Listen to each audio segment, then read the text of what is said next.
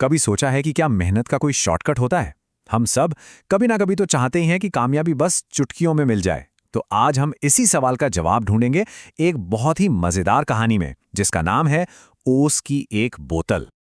और पता है ये कहानी आती कहाँ से है? ये असल में हरियाणा के जीएमएस भैरोखेड़ा स्कूल में छठी क्लास के बच्चों के लिए उनके टीचर सोहन अंजान जी की बनाई एक लेसन प्लान से ली गई है। तो चलिए देखते हैं कि बच्चों को सिखाया जाने वाला ये सबक हम सबके लिए कितना गहरा मतलब रखता है। तो हमारी कहानी का पहला पड़ाव है सोने की एक मूर्खतापूर्ण खोज। और इस खोज पर निकला है हमारी कहानी का हीरो, या कहूं एंटी हीरो, रामनाथ। चलिए मिलते हैं उससे। तो ये रामनाथ था कौन? देखिए, था तो वो एक अमीर जमींदार का बेटा, लेकिन अपने पिता के गुजरने के बाद उसे काम धाम में कोई दिलचस्पी नहीं थी। उसने अपनी सारी विरासत उड़ा दी, जमीनें बंजर छोड़ दी। उसका तो बस एक ही सपना था कि बिना मेहनत किए अमीर कैसे बना जाए, और इसी चक्कर में वो अक्सर धोखेबाजों का शिकार बन जाता था। रामनाथ के दिमाग में ना एक ही धुन सवार थी, एक जादुई दवा की। उसे पक्का यकीन था कि एक ऐसी औषधि होती है जो किसी भी चीज को, किसी भी धातु को छूते ही सोने में बदल सकती है। और इसी दवा की तलाश में वो इतना बेचैन था कि किसी के भी झांसे में आ जाता था। और फिर कहानी में एंट्री होते है एक बुद्धिमान साधु की, जिनका नाम था महीपति। रामनाथ उनसे मिलता है और वो उसे एक ऐसा काम देते हैं जो सुनने में ही बहुत अजीब और उलझन भरा था। साधु ने कहा, हाँ, मैं तुम्हारे लिए वो दवा बना दूंगा, पर एक शर्त है।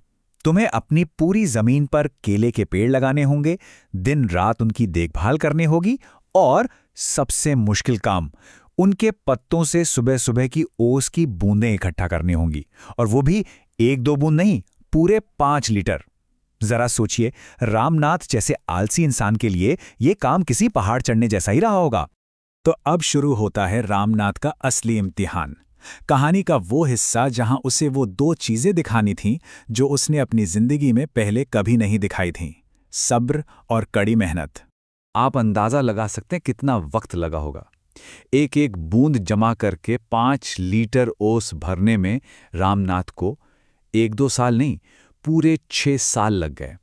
6 साल की लगातार मेहनत सिर्फ उस एक जादुई दवा की उम्मीद में। लेकिन इन 6 सालों में एक बहुत ही मजेदार बात हुई। एक तरफ रामनाथ ओस की बूंदों में जादू ढूंढ रहा था, तो दूसरी तरफ उसकी समझदार पत्नी मधुमती उन पेड़ों पर लगे केलों को बाजार में बेच रही थी। और देखते ही देखते वो एक कामयाब किसान बन गए थे और असली पैसा कमा रहे थे, असली सोना। खैर, 6 साल की कड़ी मेहनत के बाद आखिरकार वो दिन आ ही गया। रामनाथ के पास पूरे 5 लीटर ओस जमा हो गई थी।